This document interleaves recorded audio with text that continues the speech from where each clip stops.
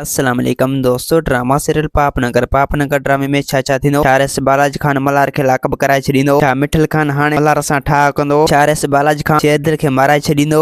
वरियल खान हाणे एस बालाजी खान मथां हमलो कंदो। त दोस्तों तव्हांखे सॼी कहानी ई अपडेट नंढड़ी ऐं छोटड़ी वीडियो में ॾियण वारो। दोस्तों वीडियो खे आख़िर ताईं ॾिसंदा मुंहिंजे यूट्यूब चैनल ज़मीर जमाली खे लाज़मी सब्सक्राइब कंदा। त दोस्तों सब्सक्राइब करण सां को अवांजो बैलेंस न करंदो। काफ़ी असांजी हौसला अफ़ज़ाई थींदी ऐं तव्हांखे बि वधीक वीडियो ॾिसण वटां मिलंदा। दोस्तों अवांजो टाइम वेस्ट कोन पिया करायूं, हलूं था पंहिंजे कहानी ई अपडेट जी तरफ। दोस्तों हाणे तव्हां ॾिसंदो एस बालाजी खान जेको आहे पंहिंजे तरफ़ खां पूरी ज़ोर लाईंदो ऐं हू पुलिस खे बि चई छॾींदो तव्हां खां जेतिरो जल्द थी सघे तव्हां कीअं बि करे इन मल्हार खे फासायो केस में, मतिलबु मल्हार खे लाकअप करायो कीअं बि करे। पर जेकर तव्हां लाकअप न कराईंदो ऐं गमदिल उन जे मथां केस दाख़िल न कराईंदो त पोइ मल्हार वेंदो असांजे मथे ते चढ़ंदो। मूंखे कीअं बि करे मल्हार खे फासाइणो पवंदो। जेकर तूं हाणे मुंहिंजो चवण वठां ऐं तूं मल्हार खे कीअं बि करे उन जे मथां केस दाख़िल कराए छॾे, पुलिस चवंदो त बसि हाणे कुझु न कुझु टल कयां थो जीअं मल्हार खे फासाए रखां। ऐं ॿिए पासे दोस्तों हाणे तव्हां ॾिसंदो त मिठल खान जेको आहे मल्हार खे हाणे पंहिंजो पुट सम्झंदो, मतिलबु मल्हार सां हाणे ठाह करे छॾींदो ऐं मल्हार खे फुल इजाज़त ॾेई छॾींदो त हाणे तव्हां खां जेतिरो जल्द थी सघे पंहिंजे धीउ राबेल जो संग तोखे ॾेई छॾियो। ऐं उनजे करे तव्हां खां जेतिरो जल्द थी सघे तव्हां जेको आहे राबेल सां शादी करे ऐं उनखे पंहिंजो घर वठी वञो। मां वधीक बर्दाश्त नथो करे सघां ऐं